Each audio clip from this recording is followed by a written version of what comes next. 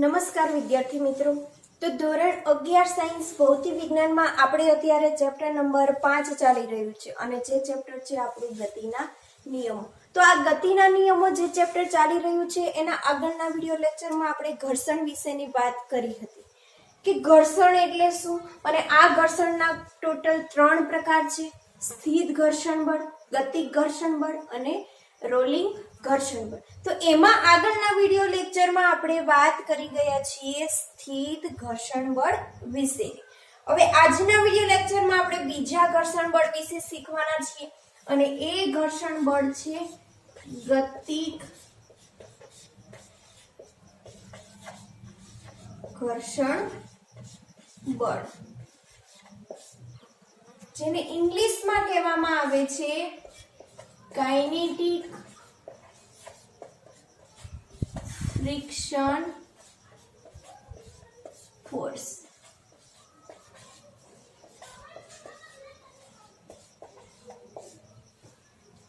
તો આજે આપણે બીજું ઘર્ષણ બળ જોવાના છીએ અને જે ઘર્ષણ બળ છે ગતિક ઘર્ષણ બળ। હવે આગળના વિડિયો લેક્ચરમાં આપણે જે સમજી ગયા છીએ સ્થિર ઘર્ષણ બળ વિશેની વાત કરી ગયા છીએ। તો આ સ્થિર ઘર્ષણ બળમાં આપણે શું જોયું હતું કે માની લો કે કોઈ પણ પદાર્થ સપાટી ઉપર રહેલો છે। અત્યારે આપણે સ્મોલ m દળનો એક બ્લોક છે એ સપાટી ઉપર રાખેલો છે। હવે આ જે બ્લોક છે એ બ્લોક ઉપર આપણે કોઈ પણ એક શું કરીએ છીએ બાહ્ય બળ લગાવીએ છીએ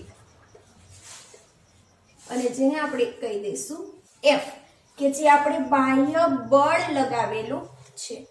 તો આપણે બધા જાણીએ છીએ કે આ પદાર્થ ઉપર જ્યારે બાહ્ય બળ લગાડવામાં આવે છે ત્યારે જે આ તમે બાહ્ય બળ લગાવેલું છે એ બાહ્ય બળનું મૂલ્ય એ આ બ્લોકને ગતિ કરાવવા માટે પૂરતું નથી। તો આ બ્લોક છે એ શું રહેશે? સ્થિર અવસ્થામાં રહેશે। આપણે સ્થિર ઘર્ષણ બળમાં વાત કરી ગયા હતા કે માની લો કે બાહ્ય બળ છે મેં 10 ન્યૂટન જેટલું લગાવેલું છે। તો બાહ્ય બળ છે 10 ન્યૂટન જેટલું લગાવવા છતાં પણ આ બ્લોક છે એ સ્થિર અવસ્થામાં રહે છે, ખસતું નથી અથવા તો ગતિ કરતું નથી। તો આપણને ત્યારે ખ્યાલ આવ્યો હતો કે જ્યારે આ બાહ્ય બળ 10 ન્યૂટન જેટલું લગાવ્યું છે તેમ છતાં પણ આ બ્લોક છે એ શું કરે છે? ગતિમાં આવતો નથી, સ્થિર અવસ્થામાં રહે છે। તો એના પાછળનું કારણ આપણે જોવા મળ્યું હતું કે એની વિરુદ્ધ દિશામાં કંઈક એવું બળ લાગી રહ્યું છે કે જે આ બ્લોકને સ્થિર અવસ્થામાં રાખે છે। તો એવા બળનું આપણે નામ આપેલું હતું સ્થિર ઘર્ષણ બળ, કે જેને આપણે Fs વડે દર્શાવેલું હતું કે પદાર્થ જે છે m દળનો જે પદાર્થ રાખેલો છે આ m દળનો પદાર્થ છે એ આ જે પૃથ્વીની સપાટી છે એના ઉપર અત્યારે સ્થિર અવસ્થામાં રહેલો છે। એટલે કે આ પૃથ્વીની સપાટી અને બ્લોકની સપાટી બંને સપાટીઓ કેવી છે? એકબીજાના સંપર્કમાં છે। હવે બંને સપાટીઓ છે એકબીજાના સંપર્કમાં હોવાથી આ બંને સપાટીઓ છે એ આ જ્યારે બ્લોકને બાહ્ય બળ લગાવવામાં આવે છે ત્યારે આ બ્લોક છે એ બંનેની સંપર્ક સપાટી એટલે કે આ બ્લોક છે એના ઉપર કેવું રહે છે? સ્થિર અવસ્થામાં રહે છે કે કોઈ પણ પ્રકારનું ગતિ કરી રહ્યો નથી। તો આ જે બાહ્ય બળ છે એની વિરુદ્ધ દિશામાં એની સપાટી જોડે કંઈક એવું બળ લાગી રહ્યું છે કે જે આ બળને ગતિ કરવા દેતું નથી। તો એવા જ બળનું આપણે નામ આપેલું હતું સ્થિર ઘર્ષણ બળ, કે જે બ્લોકને ગતિ કરવાનો વિરોધ કરે છે। અને આ જે બ્લોક છે એમાં આપણે જોયું હતું કે સ્થિર ઘર્ષણ બળ છે એ શું કરે છે? અપેક્ષિત ગતિનો વિરોધ કરે છે। અપેક્ષિત ગતિ એટલે શું? કે માની લો કે આ બંને સપાટીઓ છે બંને સપાટીઓ વચ્ચે કોઈ પણ પ્રકારનું ઘર્ષણ જોવા મળતું નથી। હવે આ બંને સપાટીઓ વચ્ચે કોઈ પણ પ્રકારનું ઘર્ષણ ના હોય તો આ પદાર્થ છે એ શું કરે? સતત ગતિ કરે છે। હવે આ પદાર્થની બે સપાટીઓ વચ્ચે કોઈ પણ પ્રકારનું ઘર્ષણ ના હોય અને પદાર્થ જે પ્રકારની ગતિ કરી રહ્યો છે એ ગતિને આપણે શું કહેશું? અપેક્ષિત ગતિ। તો આ પદાર્થની અપેક્ષિત ગતિનો વિરોધ કરતું એક એવું બળ હાજર છે કે જેને આપણે કીધું હતું સ્થિર ઘર્ષણ બળ। તો આવું સ્થિર ઘર્ષણ બળ છે Fs। તો આપણે જોયું હતું કે પદાર્થ ઉપર 10 ન્યૂટન ન્યૂટન જેટલું બળ લગાવવા છતાં પણ આ બ્લોક છે એ ગતિ કરતો નથી, એટલે કે એની વિરુદ્ધ દિશામાં બાહ્ય બળના મૂલ્ય જેટલું જ કંઈક બળ લાગી રહ્યું છે કે જે બ્લોકને ગતિ કરવા દેતું નથી. તો એ હતું 10 ન્યૂટન બળ. હવે માની લો કે 20 ન્યૂટન જેટલું બાહ્ય બળ લગાડું છું, તેમ છતાં પણ પદાર્થ છે એ ગતિ કરતો નથી. તો આ 10-20 ન્યૂટન જેટલું જ સામે એટલા મૂલ્યનું શું લાગી રહ્યું છે? સ્થિર ઘર્ષણ બળ લાગી રહ્યું છે. એવી જ રીતે માની લો કે 30 ન્યૂટન જેટલું હું બળ લગાવું છું, ત્યારે પણ આ પદાર્થ છે સ્થિર અવસ્થામાં છે, એટલે કે એનું વિરુદ્ધ દિશામાં જે સ્થિર ઘર્ષણ બળ લાગી રહ્યું છે એનું મૂલ્ય પણ 30 ન્યૂટન હશે. એટલે બંને બળોના મૂલ્ય સમાન પરસ્પર વિરુદ્ધ દિશામાં, એટલે બ્લોક છે એ સ્થિર અવસ્થામાં છે, બ્લોકને ગતિ કરવા દેતો નથી. હવે માની લો કે 30 ન્યૂટન જેટલું થોડુંક પણ સેજ પણ બાહ્ય બળ વધી જાય એટલે પદાર્થ શું કરશે? તરત ગતિ કરવા લાગશે. તો આ જે 30 ન્યૂટન જેટલું આપણને બાહ્ય બળ મળેલું છે એ મૂલ્ય કેટલું હશે? મહત્તમ સ્થિત ઘર્ષણ બળ.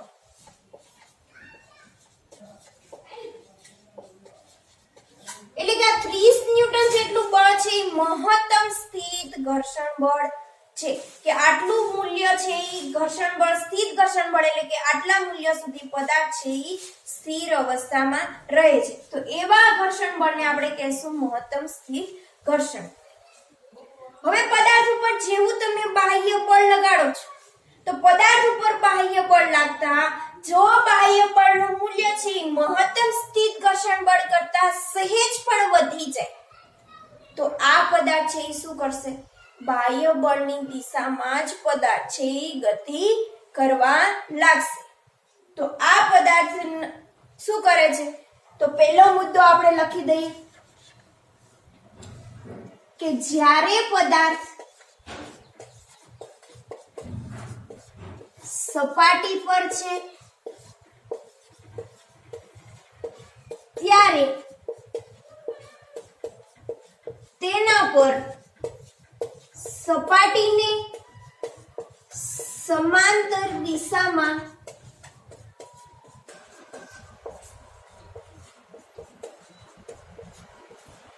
બાહ્ય બળ જે કેટલું લગાવીએ છીએ આપણે? F જેટલું. તો સપાટીને સમાંતર દિશામાં બાહ્ય બળ F લગાવવામાં આવે છે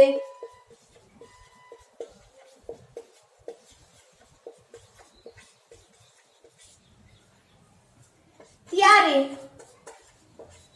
જો આ બાહ્ય બળનું મૂલ્ય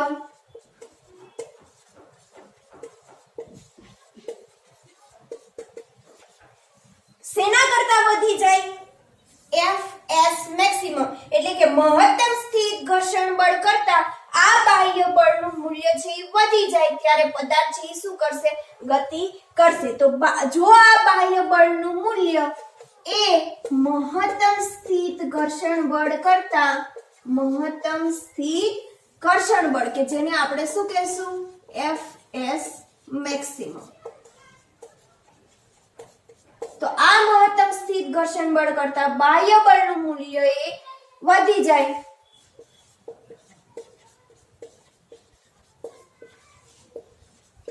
ત્યારે પદાર્થ શું કરશે? ગતિ કરશે. તો આ જે પદાર્થ ગતિ કરી રહ્યો છે એ ક્યાં કરી રહ્યો છે? બાહ્ય બળની દિશામાં જ ગતિ કરી રહ્યો છે, કે જે બાજુ બાહ્ય બળ લાગી રહ્યું છે એ જ દિશામાં પદાર્થ છે એ ગતિ કરશે. તો મહત્તમ સ્થિત ઘર્ષણ બળ કરતા વધી જાય ત્યારે પદાર્થ એ બાહ્ય બળની દિશામાં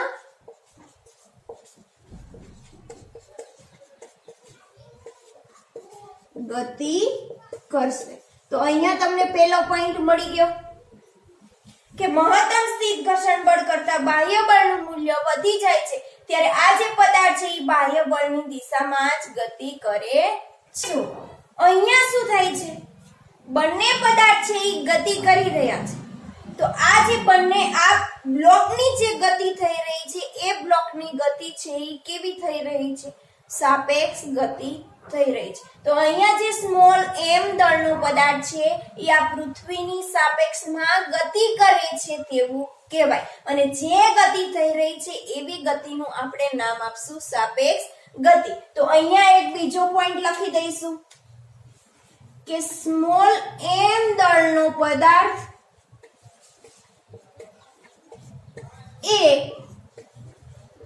પૃથ્વીની સપાટીની સાપેક્ષમાં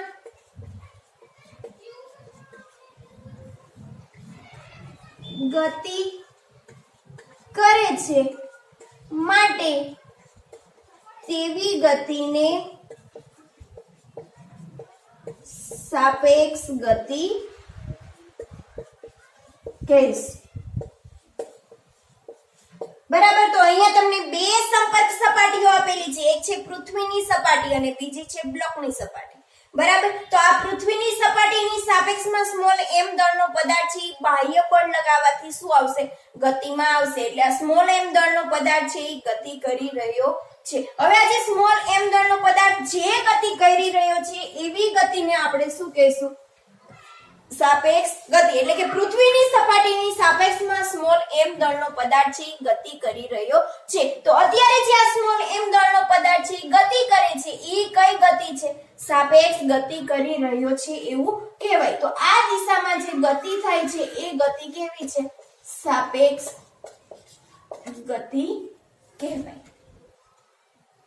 હવે તમને ખબર છે કે આપણે કોઈ પણ પદાર્થ ઉપર જ્યારે બળ લગાવીએ છીએ ત્યારે એ પદાર્થ છે એ શું કરશે? સાપેક્ષ ગતિ કરી રહ્યો છે. તો તમે તમારા રોજિંદા જીવનના અવલોકનોના આધારે જોયું હશે કે જ્યારે પદાર્થ ઉપર બળ લગાવવાથી પદાર્થ છે એ ગતિ કરી રહ્યો છે તો આ પદાર્થ ઉપર જ્યારે બળ લગાવીએ છીએ ત્યારે આ પદાર્થ છે એ ગતિ કરી અમુક થોડુંક અંતર કાપી અને પછી આ પદાર્થ છે એ શું થતો હશે? તમને સ્થિર જોવા મળતો હશે કે થોડુંક અંતર કાપી પછી ધીમે ધીમે પદાર્થની ગતિ છે એ મંદ પડી જાય અને એક સમય એવો આવે કે જ્યાં પદાર્થ છે એ સ્થિર થઈ જાય છે. તો આ બ્લોક છે અત્યારે સાપેક્ષ ગતિ કરી રહ્યો છે. તો થોડાક સમય પછી જેમ જેમ અંતર કાપશે એમ એમ આ બ્લોક છે એની ગતિ મંદ પડશે અને એક સમય એવો આવશે કે જ્યાં એ સ્થિર અવસ્થામાં થઈ જાય છે. તો એના પાછળનું કારણ શું છે? પદાર્થ ઉપર બળ લગાવી દીધું, પદાર્થ છે એ સાપેક્ષ ગતિ કરે છે અને એક સમય એવો આવે છે કે એ ગતિ મંદ પડી જાય છે. તો અહીંયા તમને ખ્યાલ આવશે કે આ જે પદાર્થની ગતિ મંદ પડી ગઈ છે એ પદાર્થની ગતિ મંદ પડવા પાછળનું કારણ કંઈક હશે કે જેના કારણે પદાર્થ છે એ ધીમી ધીમી ગતિ કરવા લાગે છે અને એક સમયે સ્થિર થઈ જાય છે. તો આ જે પદાર્થની ગતિ મંદ પડવા પાછળનું કારણ છે કે એની જ વિરુદ્ધ દિશામાં કાંઈક બળ લાગી રહ્યું હશે કે જે પદાર્થ સાપેક્ષ ગતિ કરી રહ્યો છે એ જ સાપેક્ષ ગતિનો શું કરે છે? વિરોધ કરે છે. બરાબર. તો આ જે પદાર્થ સાપેક્ષ ગતિ કરી રહ્યો છે એની વિરુદ્ધ દિશામાં સાપેક્ષ ગતિનો વિરોધ કરતું કાંઈક બળ લાગી રહ્યું છે અને એ બળ છે કે જે આ પદાર્થને મંદ કરે છે કે એની ગતિ છે એ સ્થિર કરે છે. બરાબર. તો આવા જ આપણે બળનું નામ આપેલું છે ઘર્ષણ બળ કે જે વિરુદ્ધ દિશામાં લાગી રહ્યું છે. પદાર્થ ગતિ કરશે પછી એની વિરુદ્ધ દિશામાં શું લાગશે? ગતિક ઘર્ષણ બળ. તો આ જે ગતિક ઘર્ષણ બળ લાગી રહ્યું છે એવા ઘર્ષણ બળને આપણે કહેશું Fk. બરાબર.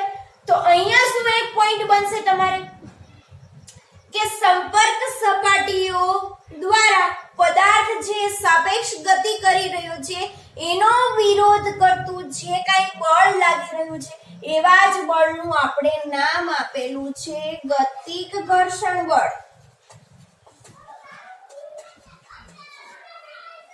તો અહીંયા એક પોઈન્ટ તમને મળી જાય છે કે પદાર્થની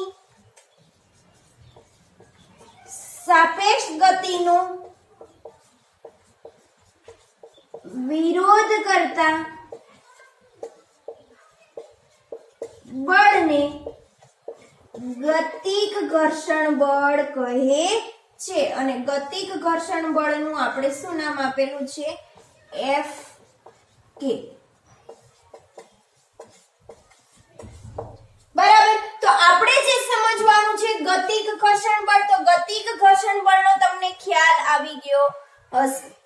બરાબર કે પદાર્થ ઉપર બાહ્ય બળ લગાડતા પદાર્થ છે એ ગતિ કરે છે અને આ પદાર્થની જે સાપેક્ષ ગતિ થઈ રહી છે એનો વિરોધ કરતું કંઈક બળ લાગી રહ્યું છે કે જેના કારણે પદાર્થ છે એ મંદ પડે છે, એની ગતિ અથવા તો સ્થિર અવસ્થામાં આવે છે. તો એવું જે વિરુદ્ધ દિશામાં બળ લાગી રહ્યું છે એવા જ આપણે બળનું નામ આપેલું છે ગતિક ઘર્ષણ બળ, કે જેને આપણે Fk વડે દર્શાવેલું છે.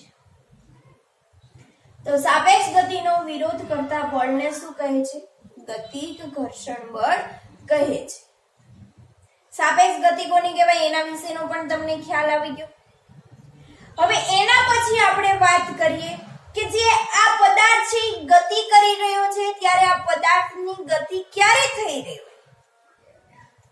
તો આ પદાર્થની ગતિ ક્યારે થશે કે જ્યારે આ બાહ્ય બળનું મૂલ્ય છે એ આના મૂલ્ય કરતા કેવું હશે? ઓછું હશે. ત્યારે જ પદાર્થ છે એ ગતિ કરે. આપણને ખબર છે કે આ પદાર્થ ઉપર બે બળો લાગી રહ્યા છે. એક લાગી રહ્યું છે બાહ્ય બળ અને એક લાગી રહ્યું છે ગતિક ઘર્ષણ બળ. તો પદાર્થ છે આ બાહ્ય બળની દિશામાં ક્યારે ગતિ કરશે? જો આ બાહ્ય બળનું મૂલ્ય એ ગતિક ઘર્ષણ બળ કરતા વધારે હોય ત્યારે આ પદાર્થ છે એ ગતિ કરે. બરાબર. તો અહીંયા તમને એક પોઈન્ટ વધારે મળે છે કે પદાર્થ પર લાગતું બાહ્ય બળ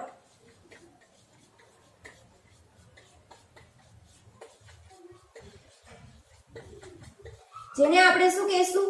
F. તો પદાર્થ ઉપર લાગતા બાહ્ય બળનું મૂલ્ય ગતિક ઘર્ષણ બળ કરતા વધી જાય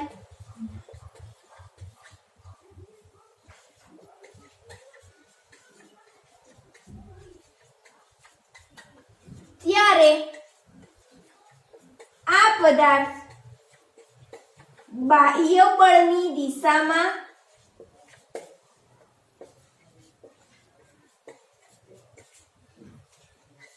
ગતિ કરવા લાગે છે. ક્યારે? બાહ્ય બળ F નું મૂલ્ય એ ગતિક ઘર્ષણ બળ કરતા વધી જાય ત્યારે આ પદાર્થ છે એ ગતિ કરશે. તો ગતિક ઘર્ષણ બળ વિશેનો તમને ખ્યાલ આવી ગયો હશે. હવે જેવી રીતે સ્થિર ઘર્ષણમાં તમે અમુક નિયમો જોયા હતા એવી જ રીતે ગતિક ઘર્ષણ બળના પણ તમને અમુક નિયમો મળે છે. તો એની વાત આપણે જેવી રીતે આપણે સ્થિર ઘર્ષણ બળમાં અમુક નિયમો વિશેની વાત કરી ગયા હતા કે સ્થિર ઘર્ષણ બળ છે એ શેના ઉપર આધાર રાખે છે અને શેના ઉપર આધાર રાખતો નથી, એવી જ રીતે ગતિક ઘર્ષણ બળના પણ અમુક નિયમો વિશેની આપણે વાત કરવાના છીએ. તો અહીંયા હું લખું છું ગતિક ઘર્ષણ બળના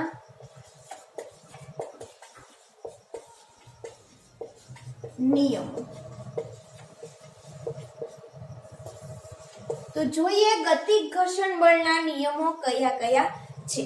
તો સૌથી પહેલા તો આપણે જોઈએ કે સ્થિર ઘર્ષણ બળ છે સંપર્ક સપાટીઓ ઉપર આધાર રાખતું નહોતું. એવી જ રીતે અહીંયા ગતિક ઘર્ષણ બળ પણ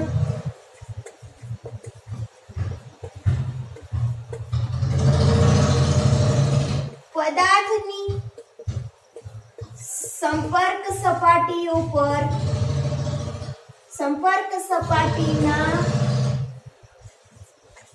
ક્ષેત્રફળ પર આધારિત નથી.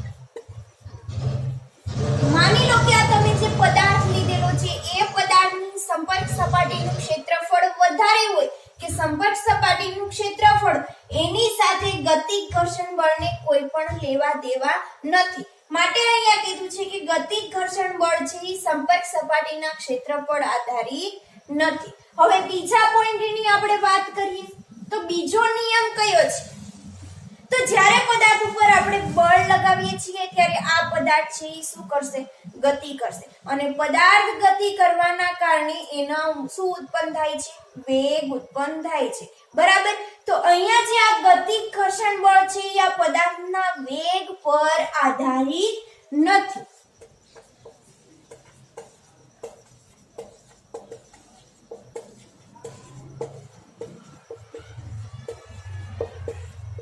ગતિક ઘર્ષણ બળ પદાર્થના વેગ પર આધારિત નથી.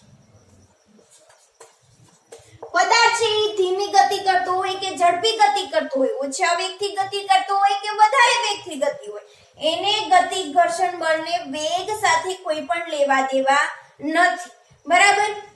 હવે એના પછી આપણે વાત કરીએ તો જોયું તો કે સ્થિત ઘર્ષણ બળ છે એ લંબબળ ઉપર આધારિત છે. એવી જ રીતે ગતિક ઘર્ષણ બળ પણ લંબબળ ઉપર આધારિત છે. આ એક પદાર્થ આપેલો છે તો આપણને ખબર છે કે પદાર્થની અધો દિશામાં એક વજન બળ લાગી રહ્યું છે અને જે છે W બરાબર m છે. કે પદાર્થની સપાટી દ્વારા પૃથ્વીની સપાટી ઉપર એક વજન બળ લાગી રહ્યું છે અને જેનું મૂલ્ય છે W બરાબર m છે. એવી જ રીતે આ જે પૃથ્વીની સંપર્ક સપાટી છે એ પણ પદાર્થ ઉપર એની ઉર્ધ્વ દિશામાં કંઈક બળ લગાવી રહી હશે અને એ બળને આપણે નામ આપેલું હતું લંબ બળ અથવા તો પ્રતિક્રિયા બળ. બરાબર. તો આ જે વજન બળ લાગી રહ્યું છે એટલા જ મૂલ્યનું એની વિરુદ્ધ દિશામાં શું લાગી રહ્યું હશે? લંબ બળ લાગી રહ્યું હશે અને એના કારણે જ આ પદાર્થ છે સ્થિર અવસ્થામાં હશે. બંને બળોના મૂલ્ય સમાન પરસ્પર વિરુદ્ધ દિશા. તો આપણે આગળ જોયું કે સ્થિત ઘર્ષણ બળ Fs છે એ લંબ બળ ઉપર આધારિત છે. એવી જ રીતે અહીંયા જે આપણે ગતિક ઘર્ષણ બળ છે Fk એ પણ શેના ઉપર આધારિત છે? n ઉપર આધારિત છે એટલે કે લંબ બળ ઉપર આધારિત છે. હવે આ જે ગતિક ઘર્ષણ બળ છે એ લંબ બળ ઉપર કેવી રીતે આધાર રાખે છે તે આપણે વાત કરીએ. માની લો કે કોઈ પણ પદાર્થ ઉપર તમે બળ લગાવી રહ્યા છો ત્યારે આ જે બાહ્ય બળ લગાવી રહ્યું છે તેના ઉપર આધાર રાખશે? પદાર્થના દળ ઉપર. બરાબર. બાહ્ય બળ છે પદાર્થના દળ ઉપર આધારિત છે. જો પદાર્થનું દળ ઓછું હશે તો તમારે બાહ્ય બળ એને ગતિ કરાવવા માટે ઓછું લગાડવું પડશે. જો આ દળ વધારે હશે તો તમારે વધારે મૂલ્યનું બાહ્ય બળ લગાડવું પડશે. તો આ જે બાહ્ય બળ છે એ પદાર્થના દળ ઉપર આધારિત છે. બરાબર. તો આ બાહ્ય બળ છે પદાર્થના દળ ઉપર આધારિત હોવાથી દળ જેમ વધશે એમ વજન બળ વધશે. વજન બળ વધવાના કારણે લંબ બળ વધશે. બરાબર. તો આ જે m ઉપર આધારિત હોવાથી વજન બળ છે અને લંબ બળ છે એ પણ એકબીજા ઉપર આધારિત છે. લંબ બળ છે એ વજન બળ ઉપર આધાર રાખે છે. બંને બળોના મૂલ્ય કેવા છે? સમાન. તો વજન બળ વધશે એમ સામે લંબ બળ પણ શું થશે? વધશે. તો બાહ્ય બળ છે m ઉપર આધારિત હોવાથી એનું વજન બળ વધે છે. વજન બળ વધવાના કારણે લંબ બળ વધશે. તો આ બાહ્ય બળ છે લંબ બળ ઉપર આધારિત છે. તો એવી જ રીતે આ ગતિક ઘર્ષણ બળ પણ શેના ઉપર આધાર રાખશે? લંબ બળ ઉપર આધાર રાખશે. તો અહીંયા બંને કેવા છે? એકબીજાના સમપ્રમાણ. F કે ચલે છે n. હવે આ અચળાંકની નિશાની આપણે દૂર કરવી છે તો આપણે કોઈ પણ એક અચળાંક મૂકવો પડશે. તો અચળાંકની નિશાની દૂર કરવામાં આપણે અચળાંક મૂકશું μ k અને n. જેને શું કહેશું? સમપ્રમાણતા અચળાંક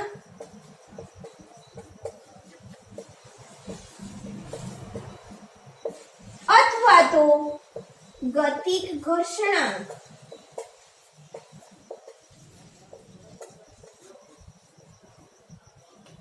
હવે આ ગતિક ઘર્ષણાંકની તમારે વ્યાખ્યા આપવી છે તો વ્યાખ્યા શું આવશે? તો સૌથી પહેલા એનું સૂત્ર μ k બરાબર શું થશે? f k ના છેદમાં n. એનો મતલબ શું થશે? ગતિક ઘર્ષણ બળ અને લંબ બળના ગુણોત્તરને શું કહેવાય છે? ગતિક ઘર્ષણાંક.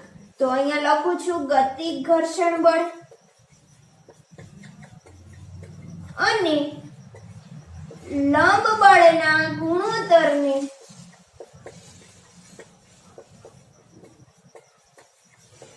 ગતિક ઘર્ષણાંક કહે છે.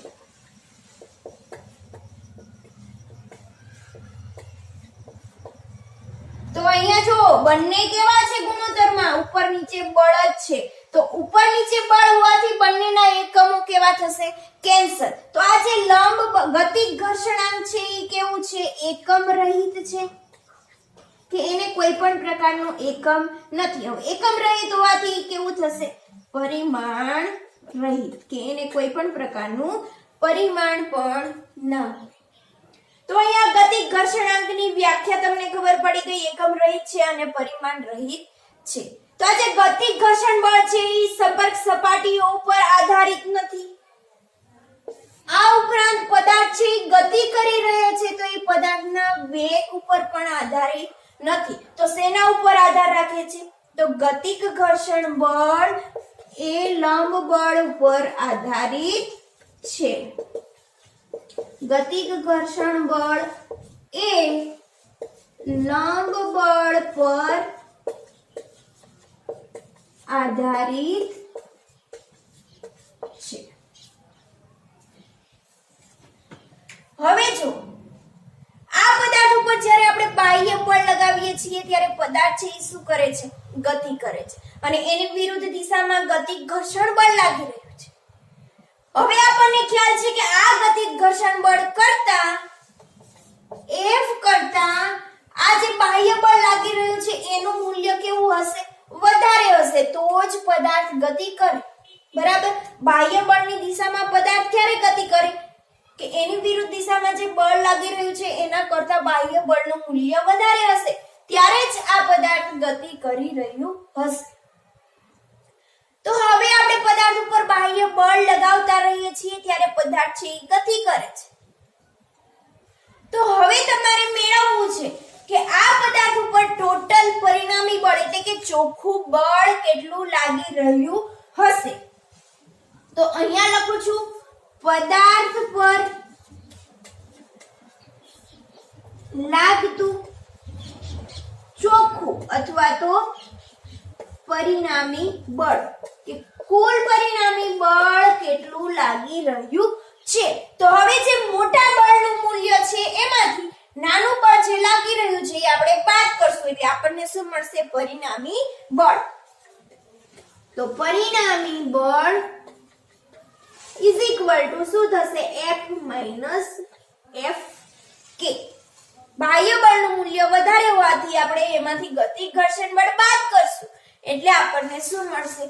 આ પદાર્થ ઉપર લાગતું ચોખ્ખું અથવા તો પરિણામી બળ, કે જે આપણને કેટલું મળી રહ્યું છે? પરિણામી બળ બરાબર F minus Fk.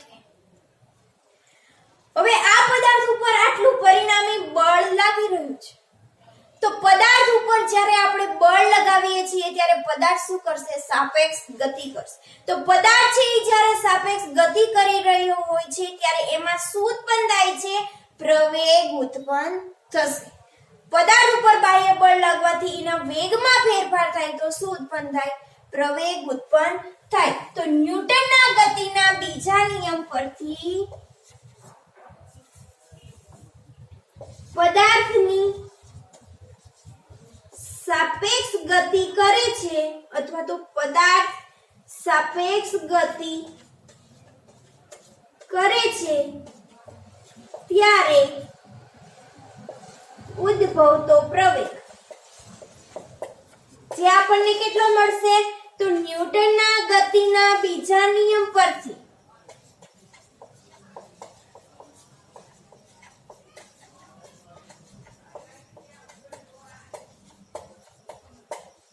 ન્યૂટનના ગતિનો બીજો નિયમ શું છે?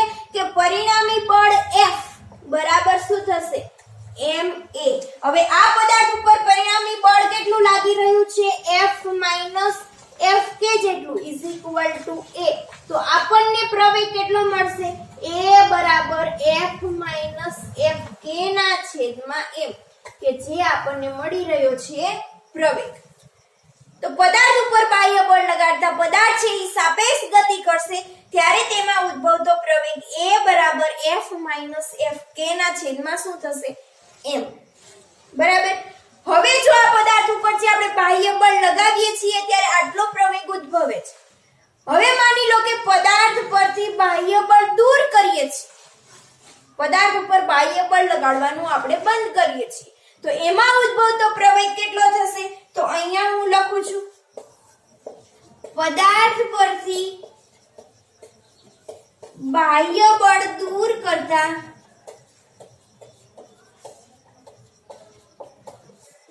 ઉદ્ભવતો પ્રવેગ. તો પદાર્થ પરથી બાહ્ય બળ દૂર કરીએ છીએ એટલે કે F બરાબર શું થઈ જશે? 0. તો A માં હું F બરાબર 0 થાય તો તમને ઉદ્ભવતો પ્રવેગ કેટલો મળશે? તો પ્રવેગ A બરાબર મળશે -Fk ના છેદમાં m, કે જે બાહ્ય બળ દૂર કરો છો પછી તમને ઉદ્ભવતો પ્રવેગ મળે છે. અહીંયા શું છે? આ પ્રવેગ છે એમાં માઈનસ નિશાની આવી છે, એનો મતલબ કે પ્રતિપ્રવેગી ગતિ કરશે. પ્રતિપ્રવેગી ગતિ એટલે કે પદાર્થ અનંત અંતર સુધી ગતિ, અમુક અંતર સુધી ગતિ કરશે અને પછી એનો મંદ પડી જશે અને અમુક સમયે શું થશે? સ્થિર થઈ જશે. બરાબર. તો અહીંયા આપણને એવું જોવા મળે કે જ્યારે બાહ્ય બળ દૂર કરીએ છીએ એટલે કે એકવાર પદાર્થ ઉપર આપણે તાપલી મારી દઈએ છીએ પછી આપણે શું કરીએ છીએ? બાહ્ય બળ લગાવતા નથી. તો આ પદાર્થ શું થશે? અમુક અંતર પછી એની ગતિ મંદ પડશે અને પદાર્થ છે એ સ્થિર થઈ જશે. એટલે કે એના પ્રવેગમાં શું થતો જાય છે? ઘટાડો થતો જાય છે. અને જ્યાં સુધી પદાર્થ ઉપર સતત આપણે બાહ્ય બળ લગાડતા રહીશું ત્યારે એમાં ઉદ્ભવતો પ્રવેગ કેટલો મળશે? A બરાબર F - Fk ના છેદમાં m. હવે માની લો કે પદાર્થ ઉપર બાહ્ય બળ લગાડતા પદાર્થ છે અચળ વેગી ગતિ કરે છે. પદાર્થ છે જ્યારે અચળ વેગી ગતિ કરતો હોય, હવે અચળ વેગી ગતિ કરે ત્યારે આપણને ખબર છે કે F બરાબર શું થશે? F બરાબર 0. કે અચળ વેગી ગતિ કરે ત્યારે એના ઉપર કોઈ પણ પ્રકારનું બાહ્ય બળ લાગતું નથી. F બરાબર 0 હોવાથી A બરાબર પણ શું થશે? 0. બરાબર. તો F - Fk ma. F -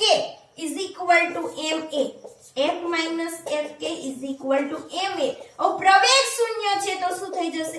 F - Fk 0. તો અહીંયા શું થશે?